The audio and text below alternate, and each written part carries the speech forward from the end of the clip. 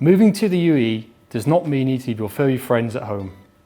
Here is how to move your pets to the UAE. So firstly, you should have all the paperwork in check, and that includes a vaccine certificate with dates when the vaccines were applied to each of the pets you're taking with you. So you'll also need an import permit from the Ministry of Climate Change and the Environment, and you can fill out this form online at the Ministry website and then submit it, and then you're good to go. Now, like their owners, pets need their passports. Now, these are usually free of charge and issued after their first set of vaccinations. They must also be microchipped. The decision now is to take your pet either as hand luggage or as cargo in the hold.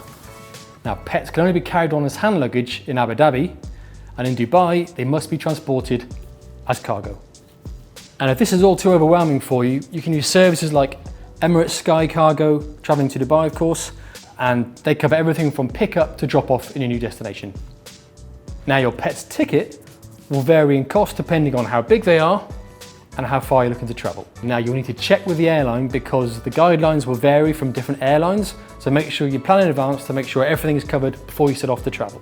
One thing that's very important is to make sure that all your pet's vaccines are up to date, and that includes a rabies vaccine. This must be done at least 21 days before you travel. Now, cats will need to have vaccines for feline calicivirus, panleukopenia, and rhinotracheitis, while dogs must be vaccinated for canine distemper, parvo, hepatitis, and leptospirosis. But before you do any of that, one thing that's very important is to make sure that your breed is not banned in the UAE. And there's a list of all the banned breeds available on the Ministry of Climate Change and Environment website. However, there are exceptions to what breeds you can bring into the country. For example, if your pet is an emotional support animal or it is a service animal, then you can bring them into the UAE. Now, there is no ban on cat breeds coming into the UAE, but some airlines may have their own restrictions, such as bringing in stub-nosed cats. So it's worth checking to see if your airline might have restrictions on a Himalayan cat or a Persian cat, for example. So it's worth planning well ahead.